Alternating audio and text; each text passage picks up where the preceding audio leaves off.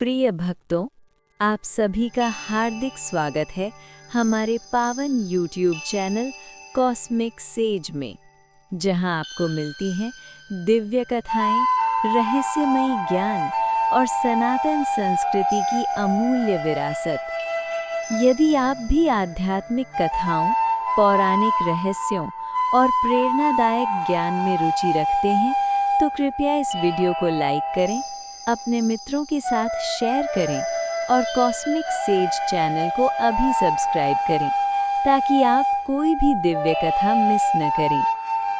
आज हम प्रवेश कर रहे हैं एक ऐसी अद्भुत गाथा में जहां शक्ति, भक्ति और त्याग एक साथ प्रकट होते हैं। ये केवल एक कथा नहीं, ये आत्मा की दिव्य यात्रा है। आज हम जानेंगे अध्याय 1, स्वर्ग की अप्सरा और श्राप। स्वर्ग लोक की अप्सराओं में एक अप्सरा अत्यंत सुंदर और चंचल स्वभाव की थी। उसकी हंसी में मधुरता थी और उसकी चाल में चंचल लय। स्वर्ग सभा में जब वो विचरण करती तो देवता भी क्षण भर को अपनी दृष्टि हटाना भूल जाते। एक दिन वो पृथ्वी लोक की ओर भ्रमण करते हुए एक तपस्वी ऋषि के आश्रम के समीप पहुंचे। ऋषि गहन समाधि में लीन थे। अप्सरा की चंचल प्रवृत्ति ने उसे विनोद करने को प्रेरित किया।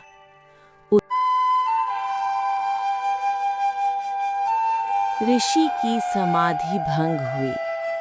उनकी आंखों में तेज प्रकट हुआ। उन्होंने कठोर स्वर में कहा, जिसने तपस्या का अपमान किया उसे पृथ्वी पर भोग का अनुभव करना होगा। श्राप सुनते ही अप्सरा भयभीत हो उठी। उसने दंडवत प्रणाम कर क्षमा मांगी। ऋषि का हृदय करुणा से पिघल गया। उन्होंने कहा, तुम वानर कुल में जन्म लोगी, पर तुम्हें ये वरदान देता हूँ कि तुम्हारे गर्भ से एक महान आत्मा जन्म लेगी, जो संसार का कल्याण करेगी। और इसी श्राप वरदान के संयोग से अप्सरा पृथ्वी।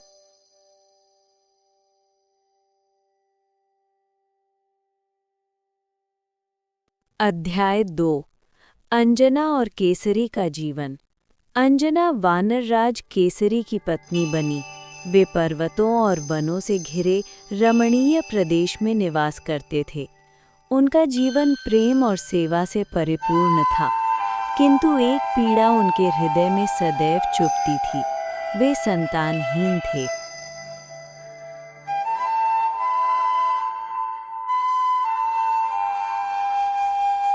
अध्याय 3, शिव की लीला और दिव्य संकल्प। एक समय देवताओं और असुरों के मध्य महासंग्राम हुआ। अमृत की रक्षा हेतु भगवान विष्णु ने मोहिनी रूप धारण किया। इस रूप की कथा जब महादेव तक पहुंची तो उनके मन में भी उस लीला को देखने की इच्छा जागी।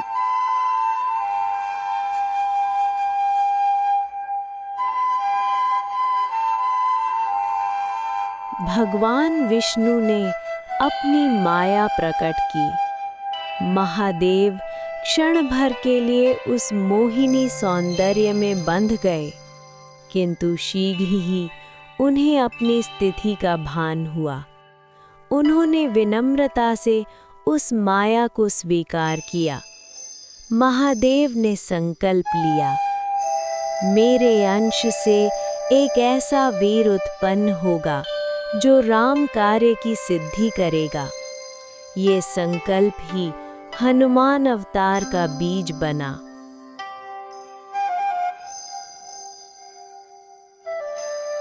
अध्याय 4, अंजना की तपस्या।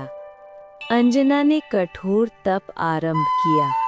वनों में तपती धूप, शीतल वर्षा और शीत लहरों के बीच वो केवल ईश्वर का नाम जपती रही। उसकी तपस्या से दिशाएं कंपित होने लगीं। देवता भी विस्मित हो उठे।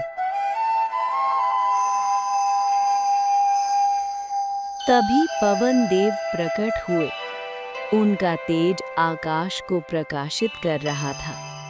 उन्होंने कहा, हे देवी, तुम्हारी तपस्या से मैं प्रसन्न हूँ, वर मांगो। अंजना ने विनम्र स्वर में कहा, मुझे ऐसा पुत्र दीजिए जो बल, बुद्धि और भक्ति का संगम हो।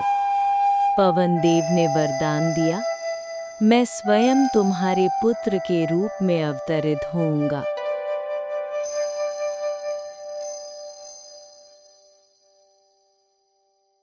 अध्याय 5 अयोध्या की कथा और दिव्य संयोग। उधर अयोध्या में राजा दशरथ पुत्र कामेष्ठी यज्ञ कर रहे थे। यज्ञ से दिव्य पायस प्राप्त हुआ। वो पायस रानियों में वितरित किया गया। दैवी संयोग से उसी पायस का अंश पवन देव द्वारा अंजना तक पहुंचा। ये रहस्यमय घटना ब्रह्मांडीय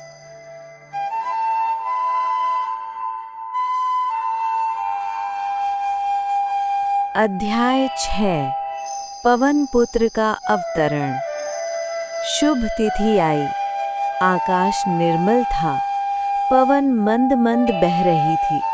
प्रकृति आनंद से झूम उठी। अंजना के गर्भ से एक दिव्य बालक प्रकट हुआ। उसके मुख पर तेज था, नेत्रों में निर्भयता, देह से शक्ति का प्रकाश। देवताओं ने पुष्प वर्षा की। आकाश में जय घोष गूंज उठा। वही बालक आगे चल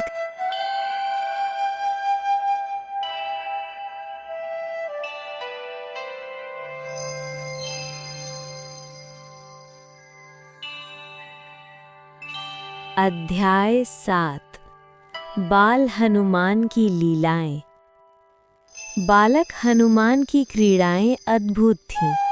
वो पर्वतों पर छलांग लगाता, वनों में विचरण करता और अपनी शक्ति से सबको चकित कर देता। उसकी बाल सुलभ चंचलता में भी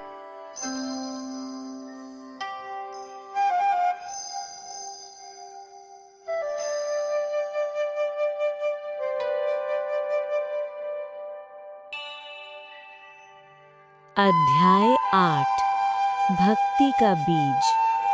ऋषियों ने उसे शिक्षा दी, उसे ज्ञान, संयम और सेवा का मार्ग सिखाया। उसके हृदय में राम भक्ति का बीज अंकुरित होने लगा। समापन। आध्यात्मिक संदेश।